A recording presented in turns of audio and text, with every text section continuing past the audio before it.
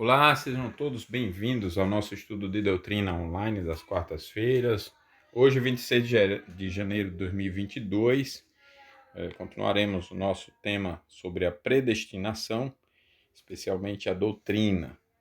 Nós estamos estudando a doutrina propriamente dita, no sentido de já termos estudado assuntos como os decretos de Deus, né? Embora os decretos de Deus são o estudo da doutrina, e muitas vezes a própria doutrina é chamada de decretos de Deus, né? A doutrina da predestinação. Nós então estudaremos aqui, continuando o assunto, parte 5, o decreto divino com referência aos seres morais, homens e anjos. E o estudo de hoje é sobre o calvinismo, porque semana passada estudamos o arminianismo. O que é que o arminiano entende sobre os decretos de Deus e assuntos relacionados como soberania, eleição e salvação, etc., vida eterna? O que é que os arminianos entendem? Isso nós vimos na parte 4, e em resposta nós veremos aqui o calvinismo, embora já naquele vídeo vimos as respostas bíblicas em relação a algumas contradições que mencionaremos brevemente no estudo de hoje. Vamos começar com oração e seguiremos para o estudo. Bondoso Deus, bendito és para todo sempre o teu nome, digno de nossa inteira adoração. Nós bendizemos a ti, nós te adoramos, nós te exaltamos, pois tu és digno, Senhor, e queremos bendizer-te com todo o nosso ser, não esquecendo de nenhum só dos teus benefícios, especialmente, ó Pai, porque em Jesus Cristo o Senhor nos perdoa, nos restaura, nos salva, nos abençoa com toda a sorte de bênçãos espirituais nas regiões celestiais. Louvado seja o teu nome pela salvação em Jesus, pela pessoa bendita que ele é, por sua obra na cruz, por todo o seu sacrifício, sua humilhação, a sua salvação, porque nele nós temos a viva esperança. Louvamos a ti, bendizemos o teu nome, agradecemos-te pelo dia, por tudo que vivemos, por nossas vidas, pelas bênçãos do Senhor diante de tantas lutas e dificuldades, tantos sofrimentos. Louvamos o teu nome por nossa fé, por estarmos sempre perseverando por causa da tua boa mão nos conduzindo em todas as coisas. E agora a oportunidade que temos de orar, de estudar a tua palavra quanto a esse assunto tão santo, tão importante para nossas vidas. Que o teu Espírito nos ilumine e tire todo o impedimento para crescermos espiritualmente em nome de Jesus. Amém. Muito bem. A teoria calvinista de eleição é o que nós estudaremos, né? Calvinismo. Então, a teoria calvinista de eleição para a salvação é apresentada com clareza em várias confissões de fé, e a que nós utilizamos é a Confissão de Fé de Westminster. Ela apresenta esse entendimento, né, da predestinação da seguinte forma. Eu vou ler aqui como que o artigo trabalha, né, o texto na íntegra. Diz assim: segundo o seu eterno e imutável propósito e segundo o santo conselho e beneplácito da sua vontade, Deus, antes que o mundo fosse criado, escolheu em Cristo para a glória eterna os homens que são predestinados para a vida. Para o louvor da sua gloriosa graça, ele nos escolheu de sua mera e livre graça e amor, e não por previsão de fé ou de boas obras e perseverança nelas, ou de qualquer outra coisa na criatura que a isso o movesse como condição ou causa. Assim como Deus destinou os eleitos para a glória, assim também, pelo eterno e muito livre propósito da sua vontade, preordenou todos os meios conducentes a esse fim. Os que, portanto, são eleitos, achando-se caídos em Adão, são remidos por Cristo, são eficazmente chamados para a fé em Cristo pelo seu Espírito, que opera no tempo devido, são justificados, adotados, santificados e guardados pelo seu poder por meio da fé salvadora. Além dos eleitos, não há nenhum outro que seja remido por Cristo, eficazmente chamado, justificado, adotado, santificado e salvo. É isso que diz a Confissão de Fé de Westminster. O Sínodo de Dort apresentou esta doutrina nos termos que vamos ler agora. Diz assim: a eleição é o imutável propósito de Deus, pelo qual, antes da fundação do mundo, conforme o seu generosíssimo beneplácito, e por mera graça sua, de todo o gênero humano, caído por sua própria culpa, de sua integridade original para o pecado e destruição, ele escolheu em Cristo para a salvação um número fixo de determinadas pessoas, nem melhores, nem mais dignas do que outras, mas jazendo na mesma miséria das demais. Por esse mesmo propósito, ele, desde toda a eternidade, designou a Cristo para ser mediador, cabeça de todos os eleitos e fundamento da salvação. E assim decretou dar-lhes a ele, para serem salvos, e por sua palavra e espírito chamá-los eficazmente e atraí-los para uma comunhão consigo, isto é, dar-lhes verdadeira fé nele, justificá-los, santificá-los e finalmente glorificá-los, sendo eles guardados poderosamente na comunhão de seu Filho, para demonstração de sua misericórdia e louvor das riquezas de sua graça gloriosa. A dita eleição foi feita não baseada em previsão de fé, obediência de fé, santidade ou outra qualquer boa qualidade ou disposição, como causa ou condição requerida previamente na pessoa para ser escolhida, mas foi feita para a fé, santidade, etc. Por conseguinte, a eleição é a fonte de todo bem salvador, da qual a fé, a santidade e os restantes dons salvadores, e por fim a própria vida eterna, promanam como frutos e efeitos dela. Então, claramente, nós vemos aqui quem é causa e quem é consequência, né? Fé não é causa para ser predestinado. Fé é consequência de quem é predestinado, segundo a Bíblia. No artigo 17 da Igreja da Inglaterra, nós lemos o seguinte: a predestinação para a vida é o eterno propósito de Deus, pelo qual, antes que os fundamentos do mundo fossem lançados, ele decretou inalteravelmente, por seu conselho secreto para nós, livrar da maldição e condenação aqueles a quem em Cristo escolheu do gênero humano e trazê-los por Cristo à salvação eterna como vasos feitos para a honra.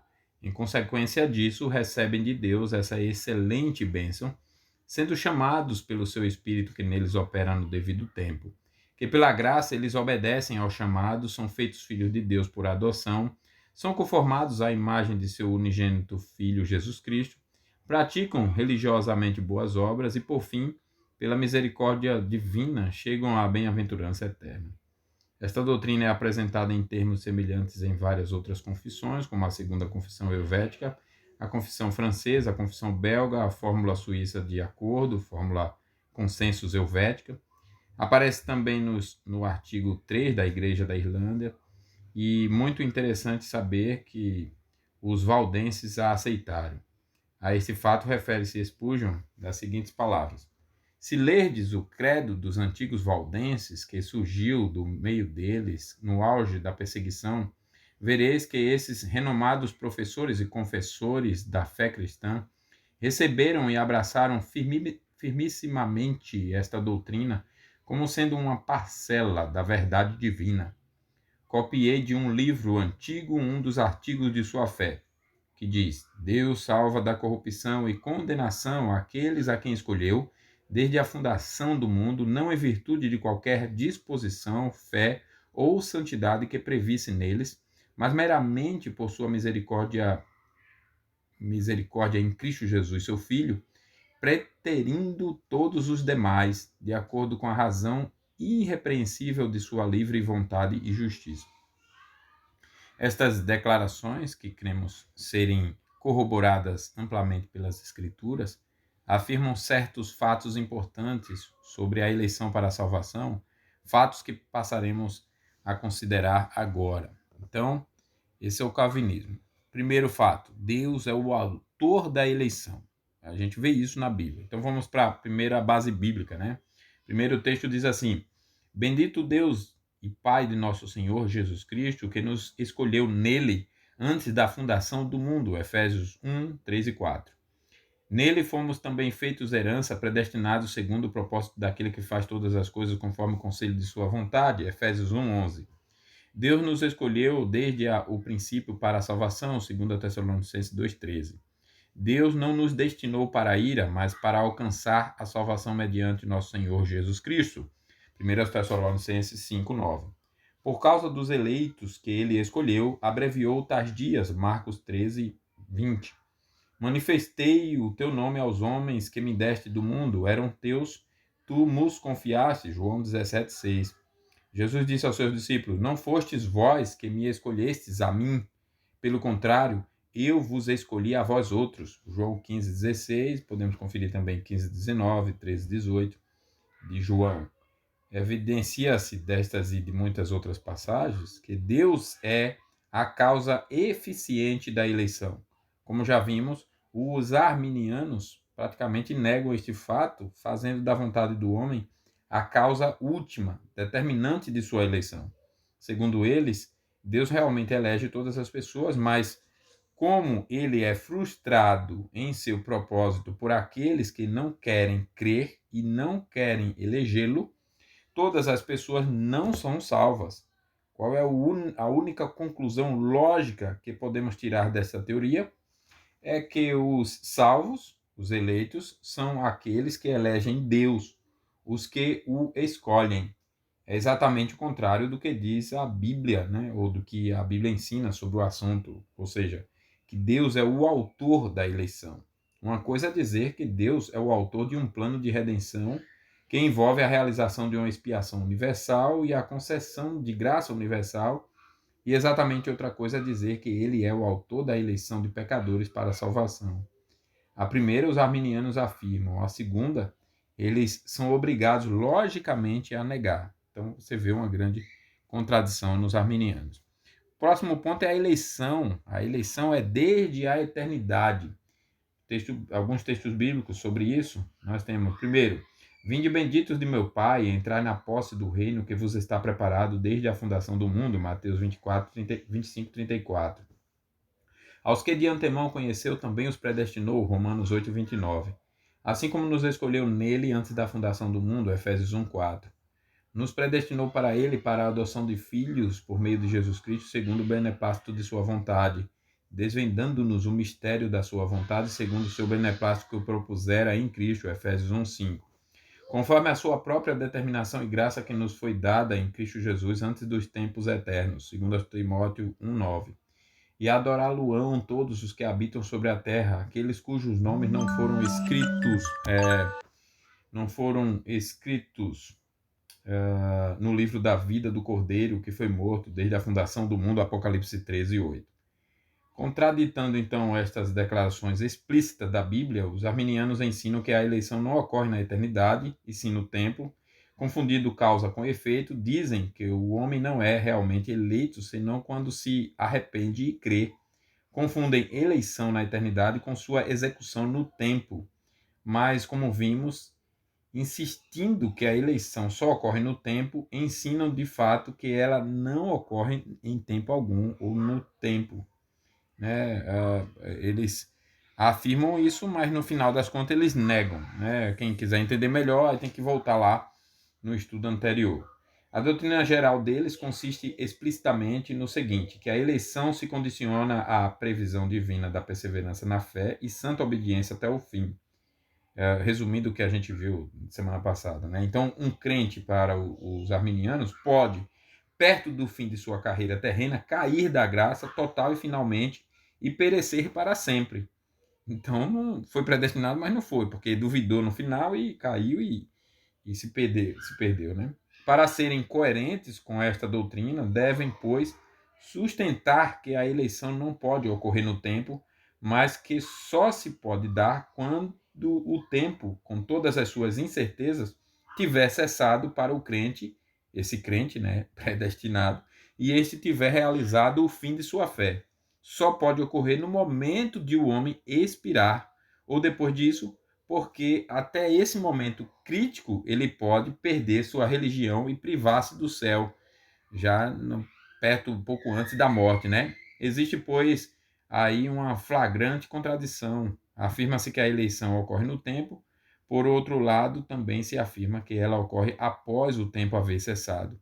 Ocorre quando o homem crê, é justificado e santificado, ocorre quando o homem tiver chegado ao fim de sua carreira e entrar no céu. Em face de tudo isso, parece que eles sustentam uma eleição na eternidade, mas eternidade à parte post, na eternidade, não eternidade à parte ante. Então, essa é a visão arminiana e a nossa resposta, ou a resposta calvinista, como nós já vimos aqui. Próximo ponto é a eleição é em Cristo. Então, texto bíblico: bendito Deus e Pai de nosso Senhor Jesus Cristo, que nos tem abençoado com toda sorte de bênção espiritual nas regiões celestiais em Cristo, assim como nos escolheu nele antes da fundação do mundo. Já citamos esse texto, Efésios 1, 3 e 4. Nos predestinou para ele, para a adoção de filhos por meio de Jesus Cristo, para louvor da glória de sua graça, que ele nos escolheu gratuitamente no amado. Efésios 1, 5 e 6. Glorifica a teu filho, para que o filho te glorifique a ti, assim como lhe conferiste autoridade sobre toda a carne, a fim de que ele conceda a vida eterna a todos os que lhe deste. João 17, 1 e 2. Segundo o Novo Testamento, tudo quanto gozamos como crentes, gozamo-lo em Cristo e por seu intermédio. Por nossa identificação com ele, morremos, fomos sepultados e ressurgimos com ele, e somos abençoados nas regiões celestiais ainda com ele. Podemos conferir Romanos 6, 3 a 6, Efésios 1, 3, que já foi citado. O amor com que Deus nos ama e do qual nada nos pode separar é amor em Cristo Jesus nosso Senhor. Romanos 8, 39. Nele temos o perdão de nossos pecados. Somos um só corpo em Cristo. Em Cristo somos novas criaturas. O pacto da graça foi confirmado em Cristo. Em Cristo triunfamos. Com ele morremos e com ele viveremos. Com ele sofremos e com ele reinaremos. O Pai faz doação dos eleitos a Cristo. Somos ovelhas do seu redil e um dia ele nos apresentará ao Pai dizendo: eis aqui estou e os filhos que Deus me deu. Hebreus 2,13. Então, a eleição é em Cristo. A eleição não depende de nossos méritos, mas unicamente da soberana graça de Deus. O texto bíblico é que nos salvou e nos chamou com santa vocação, não segundo as nossas obras, mas conforme a sua própria determinação e graça, que nos foi dada em Cristo Jesus antes dos tempos eternos, segundo Timóteo 1,9. Como já provamos, nossa eleição não depende de nada que Deus previu em nós. Nossa fé, obediência e perseverança não são a causa, mas a consequência de nossa eleição. Fomos eleitos para a obediência, não por sermos obedientes. 1 Pedro 1,2. Fomos predestinados para sermos conformes à imagem de Cristo, não porque já temos essa imagem. Romanos 8,29. Pela graça é que somos salvos, e não por obras. Efésios 2,8. A eleição que a Bíblia revela é a eleição da graça. Romanos 11,15. E graça quer dizer favor não merecido. Fomos escolhidos não porque fomos previstos como santos, mas para sermos santos e irrepreensíveis perante ele. Efésios 1,4. Esta eleição tem como objetivo o louvor da graça divina e não o louvor de nossa fé, obediência, perseverança e santidade. Efésios 1, 5, 6 e 2, 7. As boas obras desempenham um importante papel em nossa vida de cristãos. Contudo, não podemos praticá-las até que Deus faça de nós uma nova criatura em Cristo. Ao invés de sermos criados por causa de nossas boas obras, somos criados em Cristo Jesus para as boas obras, as quais Deus de antemão preparou para que andássemos nelas. Efésios 2,10. E por este motivo, nossas boas obras não resultam em nossa própria glória, mas na glória de nosso Pai Celeste. Mateus 5,16. Como árvores corrompidas, não podemos produzir nenhum fruto bom até que Deus faça de nós novas árvores, pelo poder do seu Espírito Santo, cujos frutos vêm indicados em Gálatas 5, 22, 23. Não fomos eleitos ou escolhidos porque Deus previu que daríamos fruto, mas para que fôssemos e dessemos frutos. João 15:16. Quando Paulo diz: desenvolvei a vossa salvação com temor e tremor, logo acrescenta: porque Deus é quem efetua em vós tanto o querer como o realizar, segundo a sua boa vontade. Filipenses 2:12 e 13. Além disso, ele aí está falando de obediência, como podemos ver pela leitura de todo o verso 12, e, portanto, está falando daquele aspecto da salvação em que cooperamos com Deus, a saber, a santificação ou salvação do poder do pecado. Esta fase de nossa vida, de nossa salvação, vem depois de nossa justificação e regeneração, que é obra exclusiva de Deus. Próximo ponto é: a eleição resultará na glória de Deus. E os arminianos, na sua ênfase, mostram justamente o contrário. Essa eleição arminiana, a glória é da vontade humana, da escolha humana. Então vamos ver alguns textos. Entretanto, devemos sempre dar graças a Deus por vós, irmãos amados pelo Senhor, por isso que Deus nos escolheu desde o princípio para a salvação, pela santificação do Espírito e fé na verdade, para o que também vos chamou mediante o nosso Evangelho, para alcançar a glória de nosso Senhor Jesus Cristo. 2 Tessalonicenses 2, 13 e 14. Deus não nos destinou para a ira, mas para alcançar a salvação mediante nosso Senhor Jesus Cristo. 1 Tessalonicenses 5, 9. Assim como lhe conferiste autoridade sobre toda a carne, a fim de que ele conceda a vida eterna a todos os que lhe deste. João 17, 2. Creram todos os que haviam sido destinados para a vida eterna. Atos 13, 48. Este último verso merece algum comentário. 4 fatos são claramente ensinados aí. Primeiro, que a fé é a consequência e não a causa da eleição. Segundo, que somente um número limitado é destinado à vida eterna, porque se todas as pessoas são, sem exceção, fossem destinadas a isso por Deus, então as palavras todos os que apresentariam uma restrição sem sentido. Terceiro, que essas pessoas foram destinadas ou eleitas não para o gozo de privilégios externos, não somente para serviço, não para o usufruto dos meios de graça.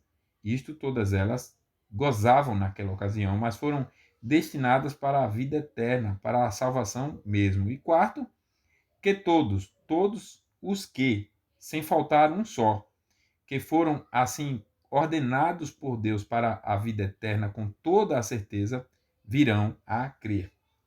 Spurgeon teceu os seguintes comentários em torno dessa passagem, dizendo o seguinte: tentativas têm sido feitas para provar que estas palavras não ensinam predestinação, mas essas tentativas violentam com tanta evidência a linguagem do texto que não perderei tempo em responder a elas. Leio: creram todos os que haviam sido destinados para a vida eterna.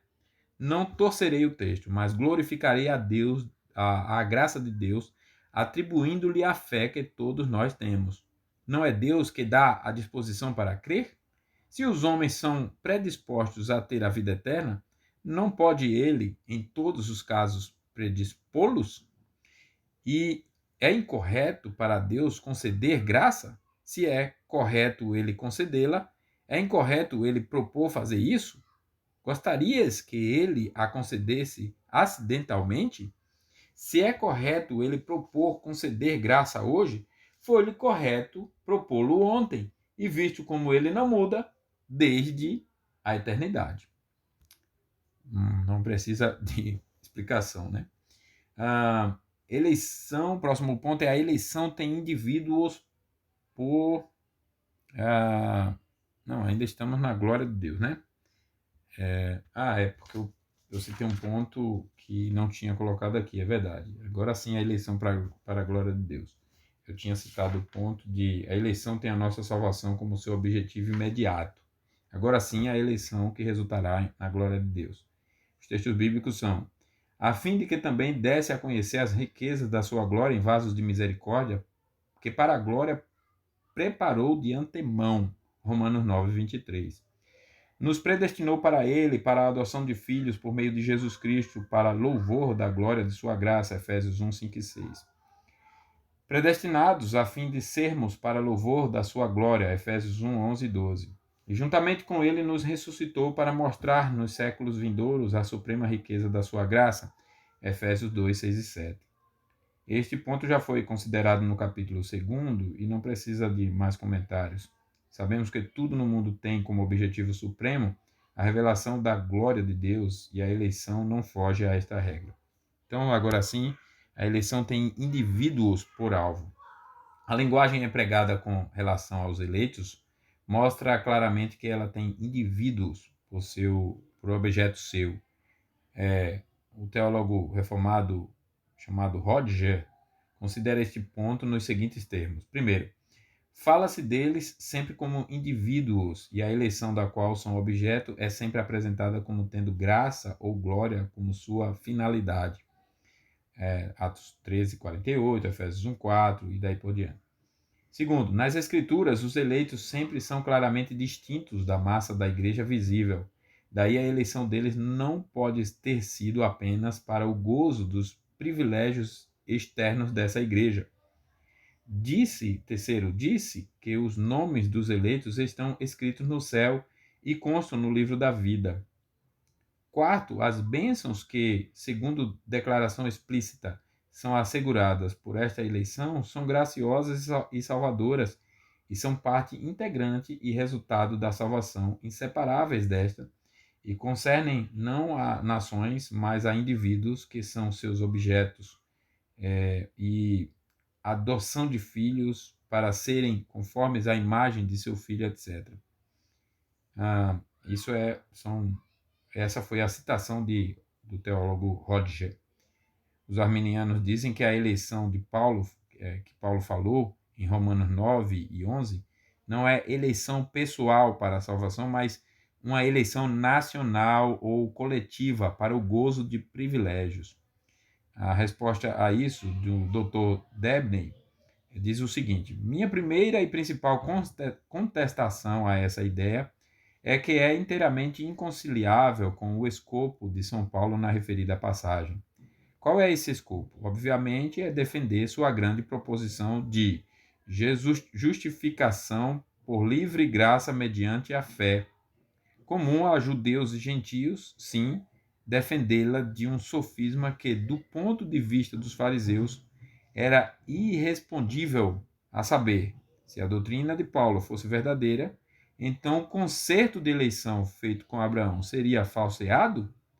Como responde o apóstolo? Obviamente e irresistivelmente, dizendo que esse concerto não teve nunca a intenção de abranger toda a linhagem de Abraão coletivamente. Romanos 9,6, né? Como diz lá, não pensemos que a palavra concerto de Deus havia falhado ou haja falhado, porque nem todos os de Israel são de fato israelitas, etc. O apóstolo então prova este fato decisivo, lembrando aos judeus que logo na primeira geração um dos filhos de Abraão foi excluído e o outro foi escolhido. Na geração seguinte, no caso dos gêmeos, filhos do mesmo pai e mãe, para que a identidade da linhagem fosse a mais absoluta possível, outra vez um foi soberanamente excluído, e assim, daí para diante, alguns hebreus de descendência regular foram excluídos e outros escolhidos. Dessarte, o escopo do apóstolo requer a desintegração da suposta coletividade. O próprio fio de sua argumentação compele-nos a tratar com indivíduos e não com agrupamentos. Todavia, de acordo com Watson, o apóstolo, falando da rejeição de Esaú e da escolha de Jacó, bem como das restantes escolhas em Romanos 9 e 11, emprega os nomes dos dois patriarcas somente para personificar as duas nações, Israel e Edom. Cita em confirmação Malaquias 1, 2 e 3, Gênesis 25, 23, mas, como Calvino bem observa, a primogenitura é tipificada a bênção da verdadeira redenção, de sorte que a eleição de Jacó representava sua eleição para esta, decidida a questão, a história dos dois homens. Decida a questão, a história dos dois homens. Jacó, medíocre, suplantador. Não se tornou no santo humilde e penitente, enquanto o generoso e impetuoso Esaú degenerou no chefe nômade, indiferente e pagão? A escolha das duas posteridades, uma para os privilégios da igreja, a outra para a apostasia pagã, foi a consequência da eleição e da rejeição pessoal dos dois progenitores. A glosa arminiana viola todas as leis do pensamento hebraico e do uso religioso. Segundo estas, a posteridade, segundo o status do seu progenitor, segundo os arminianos, o progenitor seguiria o status de sua posteridade. Além do que, toda a discussão deste capítulo é pessoal, isto é, Deus trata aqui com indivíduos. A eleição não pode ser de coletividade para privilégios, porque os eleitos são explicitamente excluídos das coletividades às quais pertenciam eclesiasticamente. É só ver capítulo 9, versos 6, 7, 15, 23, 24, capítulo 11, versos 2, 4, 5, 7, daí por diante. A eleição o alcançou e os mais foram endurecidos, como diz o texto.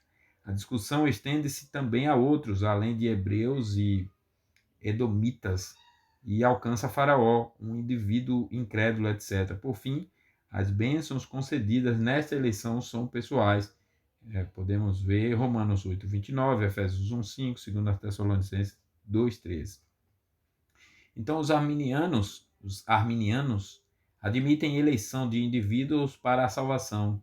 Todavia, sustentam que esta eleição de indivíduos está condicionada à previsão divina da fé e perseverança dos mesmos até o fim de suas vidas. Mas isso dificilmente pode ser considerado eleição de indivíduos. Seria, como Dabney observa, uma eleição de certa qualidade ou peculiaridade a granjear o favor de Deus para aqueles que a possuem. A eleição, pois, segundo os arminianos, não é realmente eleição de indivíduos para uma salvação certa, mas, se permitem o solecismo, é eleição de uma condição por força da qual os indivíduos podem chegar à salvação.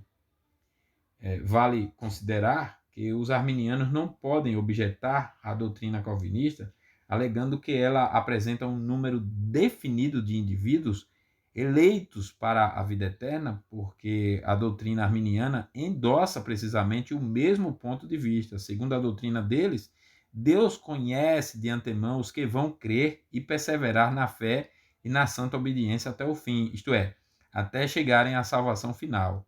Os que vão perseverar assim até o fim são naturalmente um número definido.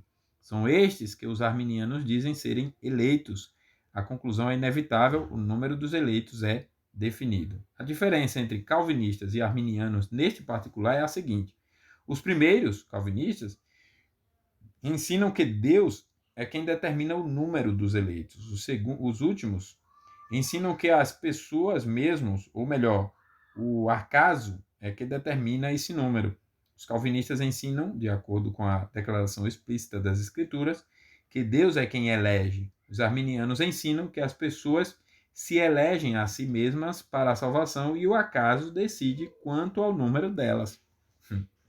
É uma contradição muito grande, né? Por último, a eleição inclui tanto o fim como os meios. Assim como Deus destinou os eleitos para a glória, assim também, pelo eterno e muito livre propósito de sua vontade, preordenou todos os meios conducentes a esse fim. O que, portanto, são eleitos, achando-se caídos em Adão, são remidos por Cristo, são eficazmente chamados para a fé em Cristo pelo seu Espírito, que opera no tempo devido, são justificados, adotados, santificados e guardados pelo seu poder por meio da fé salvadora. Este é um fato muito importante relativamente à eleição, porque mostra que não equivale a fatalismo. O Deus que predestinou o fim também predestinou os meios. Paulo, por exemplo, diz: aos que predestinou, a estes também chamou, e aos que chamou, a estes também justificou. Salvação é um processo, tem princípio, prossegue e chega ao fim. Na eternidade, Deus incluiu tudo isso em um só decreto que abrangeu tudo. Mas no tempo, tudo tem a sua marcha ou prosseguimento natural, porque Deus predestina o fim. Temos na Bíblia declarações como aquela de Isaías, que diz assim: eu sou Deus e não há outro. Eu sou Deus e não há outro semelhante a mim, que desde o princípio anuncio o que há de acontecer, e desde a eternidade ou desde a antiguidade as coisas que ainda não sucederam. Que digo, o meu conselho permanecerá de pé, farei toda a minha vontade. Isaías 46, 9 e 10. Mas porque ele também predestina os meios, a Bíblia está cheia de apelos e solicitações. Como meios, Deus inclui em seu decreto a encarnação, a vida, a morte e a ressurreição de Cristo, a obra do Espírito e também nossa cooperação em sua gloriosa causa. Inclui a proclamação do Evangelho, as orações intercessórias dos crentes e todos os meios de graças. O pregador precisa anunciar a mensagem, o pecador precisa ouvir e crer mediante a operação do Espírito de Deus, que abre nossos corações, como no caso de Lídia, Atos 16, 14. E depois disso, o processo continua na obra de nossa santificação até o dia glorioso de nossa glorificação no céu. Fomos escolhidos ou eleitos pela santificação do Espírito, segundo a Tessalonicenses 2,13. Até mesmo nossas boas obras foram preparadas de antemão para que andássemos nela, Efésios 2,10. Não é correto dizer que se Deus elegeu os que vão ser salvos, não precisamos pregar e eles não precisam ouvir e aceitar a mensagem, ou que não adianta orar pelos perdidos, porque se foram eleitos, serão salvos, e se não foram eleitos, nossas orações não lhes aproveitarão. Não sabemos quem são os eleitos, mas sabemos que a pregação do Evangelho e nossas orações intercessórias são meios que Deus incluiu em seu decreto para a realização dos seus planos. Tem-se objetado que, se Deus, desde a eternidade, determinou que uma pessoa se converteria e se salvaria, e outra seria deixada a perecer em seus pecados, nenhum lugar fica para o uso de meios, como John Wesley, né, nos tratados doutrinários metodistas, falsamente apresenta a doutrina de Toplady, diz o seguinte: suponhamos 20 pessoas, das quais 10 são ordenadas para a salvação. Procedam lá como puderem.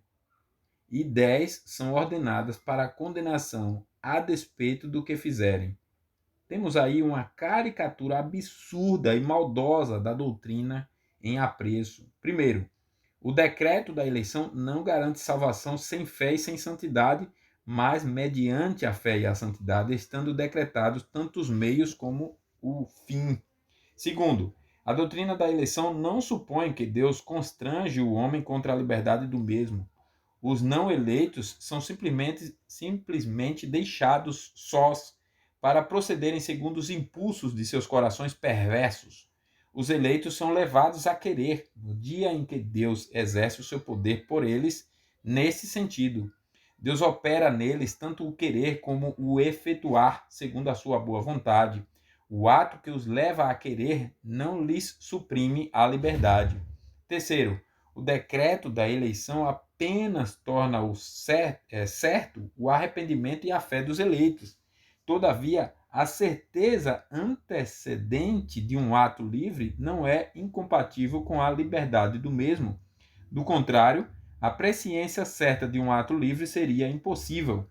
O decreto da eleição não causa fé e não interfere com o agente em sua ação, e certamente não anula a absoluta necessidade da mesma. Talvez a melhor ilustração de que Deus predestina tanto o fim como os meios é o caso de Paulo e seus companheiros na tormentosa viagem a Roma, lá em Atos 27. Em virtude de uma terrível tempestade, perderam toda a esperança de salvamento.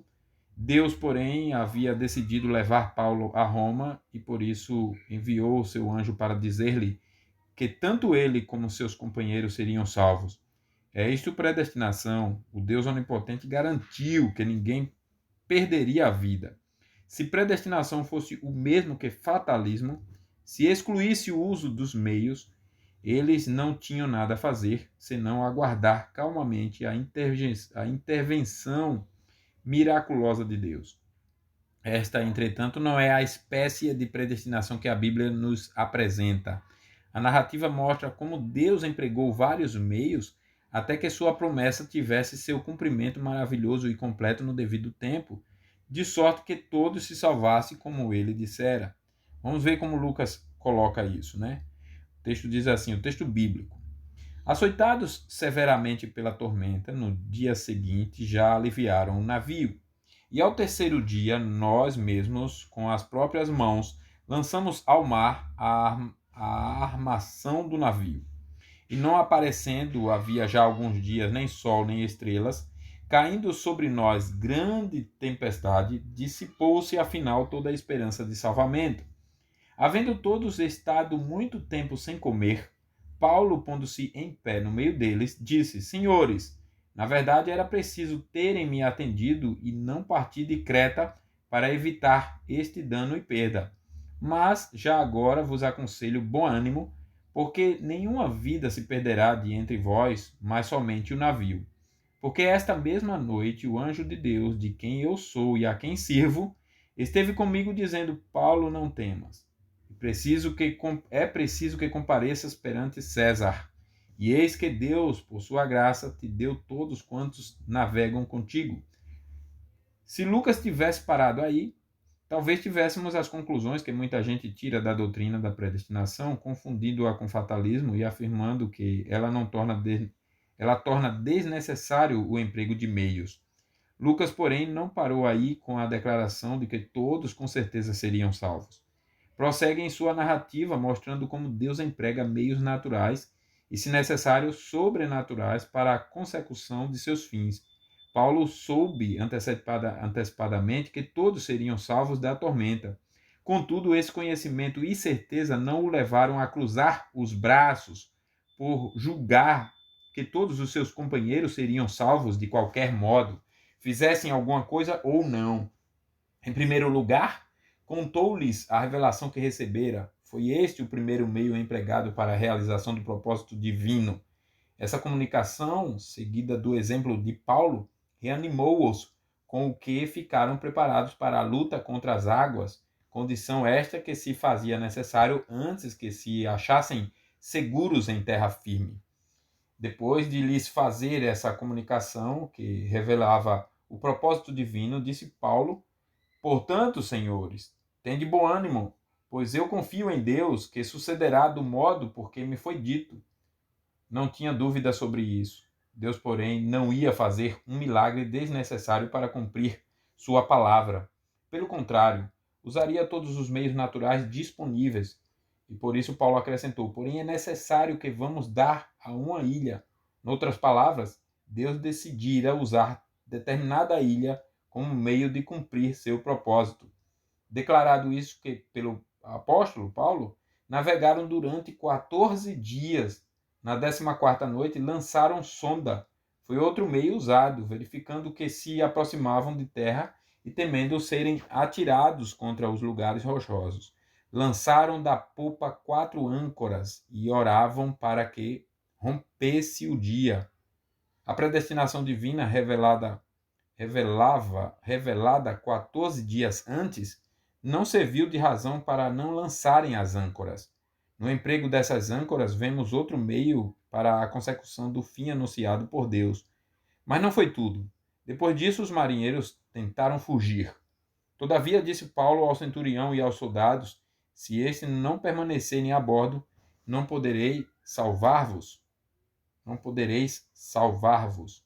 Esta declaração de Paulo parece contradizer o que Deus lhe havia dito antes, quando lhe garantira que ninguém se perderia. Não há, porém, a contradição alguma. Estas palavras de Paulo apenas provam que a predestinação não é fatalismo. Um dos meios era a tripulação permanecer no navio. Estava acostumada à vida no mar e essa experiência, seus conselhos e auxílio eram necessários aos passageiros para que se salvassem do naufrágio.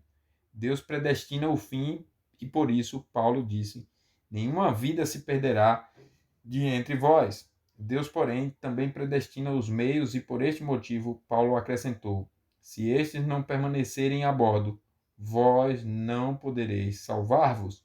A advertência de Paulo foi incluída no plano de Deus como um meio, bem como tudo quanto se seguiu. Os soldados cortaram os cabos do bote em que os marinheiros procuravam fugir, sendo isso outro meio. Em seguida, o apóstolo comeu pão e, por seu exemplo e palavras, levou-os a fazer o mesmo.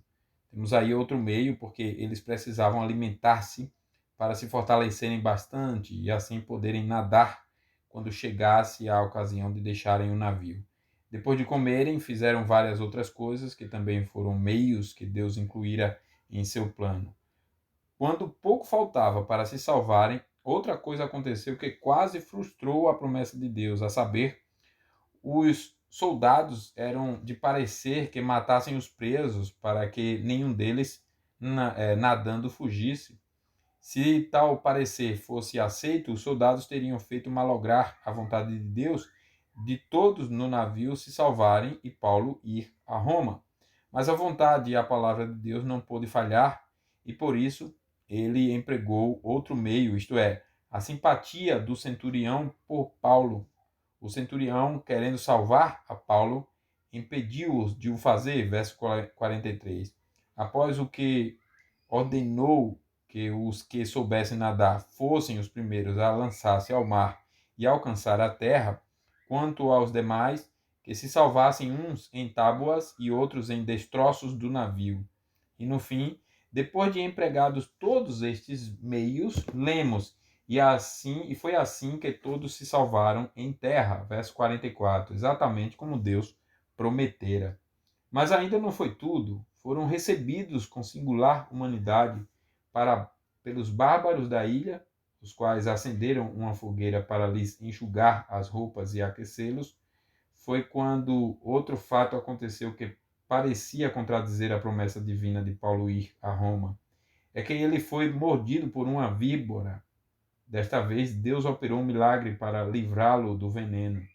O texto diz: tendo Paulo ajuntado e atirado à fogueira um feixe de graveto, uma víbora fugindo do calor, prendeu-se-lhe a mão. Quando os bárbaros viram a bicha pendente da mão dele, disseram uns aos outros: certamente esse homem é assassino, porque, salvo do mar, a justiça não o deixa viver.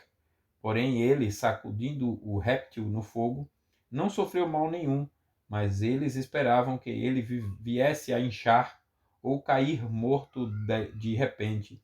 Mas de muito esperar, vendo que nenhum mal lhe sucedia, mudando de parecer, diziam ser ele um Deus. Atos 28, 3 a 6.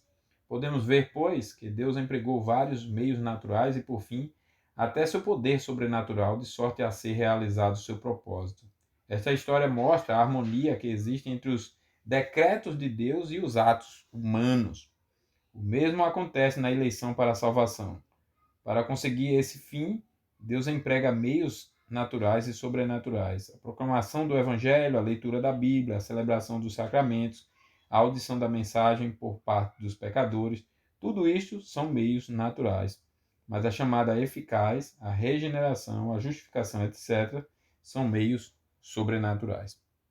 Esse, então, é o estudo de hoje. Calvinismo, né? Nós vamos continuar semana que vem com o assunto das 3 teorias calvinistas sobre a predestinação, supralapsarianismo, aí vamos falar, obviamente, comparar com o infra, sublapsorianismo e universalismo hipotético. Não se preocupe com esses termos técnicos, nós vamos tentar entender aí o que é que eles defendem, o que é que eles entendem nas escrituras e ver o que é que a Bíblia fala a respeito disso. Mas como aplicação para hoje, nós aprendemos o seguinte: devemos descartarmos a nossa própria glória quanto à nossa eleição e salvação para realmente, irmãos, nos gloriar em Deus. Descartemos, então, a nossa própria glória quanto à nossa salvação, eleição e salvação, para realmente nos gloriar em Deus. Às vezes nós queremos que, em alguma medida, nosso eu, nossa escolha, nossos méritos, nossa fé, nossa confiança tenha a palavra final nessa relação com Deus, nessa salvação, nessa vida eterna, nessa comunhão com Cristo, nessa escolha por Cristo. A gente quer essa glória própria de que, olha, Deus me salvou, mas eu que o escolhi. Por isso que ele me escolheu. Porque eu o escolhi primeiro. Ele viu que eu iria escolhê-lo. É, isso não resulta na glória de Deus, mas em roubá-la, né? Devemos nos gloriar em Deus, reconhecer que tudo vem dele, nele, para ele, por ele, a ele, pois a glória eternamente. Amém. Que o Senhor nos abençoe. Vamos orar? Soberano Senhor, bendito, santo, eterno, fiel e verdadeiro, louvado seja o teu nome por tua palavra, pelo ensino que acabamos de receber, dessa doutrina tão santa, tão perfeita, tão bela, tão maravilhosa para a nossa fé, para a nossa vida, para a nossa perseverança, comunhão com o Senhor, amadurecimento, crescimento, ó Pai, em Cristo. Louvado seja o teu nome pela predestinação, porque o Senhor na eternidade nos elegeu e por isso, no tempo, a salvação em Cristo Jesus é aplicada em nós e nós cremos e nós nos arrependemos e nós o escolhemos e o escolhemos porque o Senhor nos escolheu primeiro. Nós o amamos e o amamos porque o Senhor nos amou primeiro. É sempre da nossa parte uma resposta.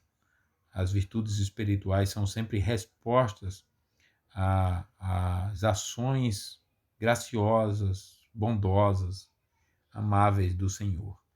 Louvado seja o teu nome por essas verdades. Ajuda-nos a reconhecer, a entender, a crer nelas e a viver por elas. Que o nosso conhecimento não nos encha de orgulho, nos achando superiores por entendermos e mesmo assim não vivermos a tua palavra. Ajude-nos a sermos cada vez mais humildes e ajude aqueles que têm tido dificuldade, ó Pai, de entendê-la, para que possam entendê-la e também que eles evitem os pecados de reprovar, condenar, insultar e ofender os que já entendem, já vivem por essas verdades. Que sejamos maduros e imaturos, sabendo se relacionar, e que os imaturos se deixem ensinar, e que os maduros sejam humildes na transmissão do ensino, mas que todo o teu povo cresça unânime, cresça na mesma fé, nas mesmas verdades em Cristo Jesus, no seu mérito, na sua glória, na eficácia da sua salvação, na sua suficiência. É Jesus que é o suficiente na eleição, na salvação, na nossa redenção, na nossa transformação espiritual, nos dando fé, nos dando arrependimento para a vida, nos dando santidade, o desejo de nos santificar cada vez mais, de viver pelo Senhor, para o Senhor. Que seja essa a nossa realidade, ó Pai, a realidade como teu povo, todos crescendo em Cristo, em nome do teu Filho. Também pedimos, ó Pai, especialmente por nossa igreja, Igreja Presbiteriana do Tijuco Preto, os enfermos que tem nela, os queridos que estão enfrentando aí várias dificuldades, que o Senhor nos abençoe a todos. Pedimos pela eleição pastoral que teremos no próximo sábado, que o Senhor dirija os passos dos irmãos para o louvor do teu nome. Que o Senhor também abençoe, ó Pai, a, a igreja cristã do nosso tempo no mundo, que tem muitos perseverados, que o Senhor sustente na fé, mas muito também tem apostatado, muitas igrejas têm secularizado a sua prática, a sua religiosidade, o seu culto. O Pai, tenha compaixão, tenha misericórdia e restaure o seu povo, restaure a sua igreja, Pai, a tua igreja. Faça cada vez mais santa, como aqueles irmãos de Westminster foram, fizeram, viveram, né, no seu culto, na sua prática diária, nos seus cultos domésticos, no seu estilo de vida familiar, na criação de filhos e tudo mais. Abençoe o teu povo. Abençoe, ó Pai, o Brasil, com tanta confusão, com tantos homens perversos no poder, com tantos mentirosos, com tantos enganadores, com tantos falsos juízes, com tantos políticos enganadores. Senhor, tenha compaixão de nós, nos ajude, nos levante como nação, e mesmo que seja a morte, o desafio para lutar por um Brasil melhor, que a nação brasileira se levante com sabedoria e saiba, conduzido pelo Senhor, a lutar por um Brasil melhor. Nos abençoe, ó Pai, neste dia, com descanso na Tua presença, nesta noite, para o louvor do Teu nome, no dia de amanhã também, na Tua presença. E se algum de nós não acordar, que o Senhor receba este Espírito. Nós oramos em nome de Jesus. Amém. Muito bem, Deus abençoe a todos. Foi um prazer e vocês possam descansar em paz.